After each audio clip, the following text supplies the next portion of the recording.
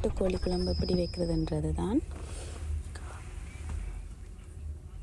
இதுக்கு மெயினாக வந்து இந்த பெருஞ்சீரகம் அதை வந்து நாங்கள் வறுத்து உடனே போட்டால் தான் அது நல்ல வாசமாக இருக்கும்.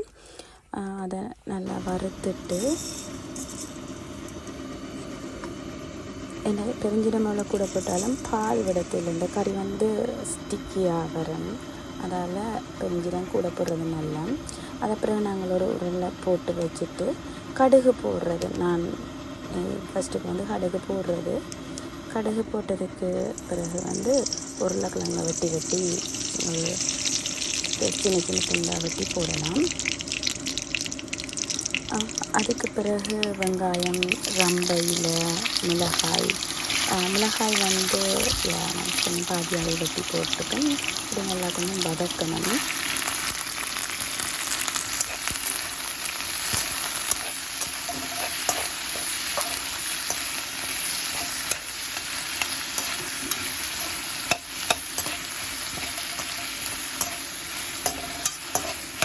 ஒரு கோல்டன் கலருக்கு வர மாதிரி கோல்டன் ப்ரௌன் கலருக்கு வர மாதிரி இதை நல்லா வதக்கணும். அதுக்கு பிறகு இந்த உடலுக்குள்ளே போட்டு உடனே இடித்து போட்டாலும் அந்த வாசமாக இருக்கும். பவுடர் பண்ணி வச்சுருந்தா அது அவ்வளோத்துக்கு வாசமாக இருக்காது. அதனால் அந்த சூட்டோட இடிக்க வந்து ஈஸியாகவும் இருக்கும். பிறகு அதுக்கு பிறகு இறைச்சி போட்டு உப்பு தண்ணி சும்மா தண்ணி போட்டு உப்பும் போட்டு சிக்கனையும் போட்டுட்டு அப்படியே ஜஸ்ட் நல்லா கொதிக்க விடுறது. நல்லா கொதித்து வந்ததுக்கு பிறகு தான் நல்லா கொதிச்சு இப்போ நான் வந்து பால் ஒன்றும் இருக்க விட போகிறதில்ல. இதை ஃபுல்லாக இந்த உருளைக்கிழங்கு அவிஞ்சு அதனிடம் இது நாட்டு சிக்கன் உள்ளபடியாக அந்த கோழி இறைச்சியும் வந்து கொஞ்சம் நல்லா அவிஞ்சு வரைக்குள்ள இப்படி நல்லா கொதித்து அவிஞ்சு வந்து இறக்குறதுக்கு கொஞ்சம் நேரத்துக்கு முன்னுக்கு நாங்கள் வந்து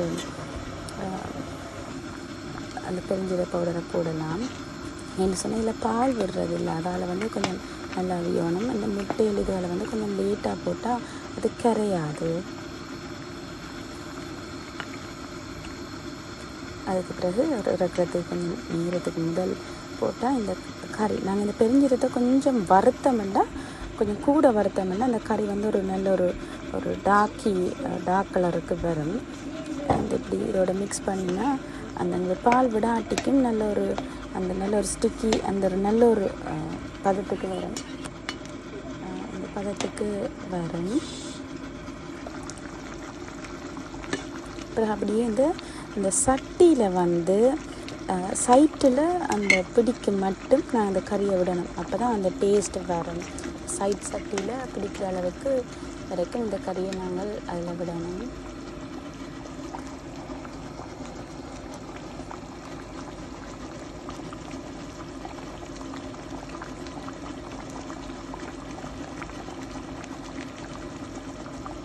இந்த மாதிரி இந்த பதம் நல்ல குழம்பாக நல்ல ஒரு பதமாக இருக்கும்.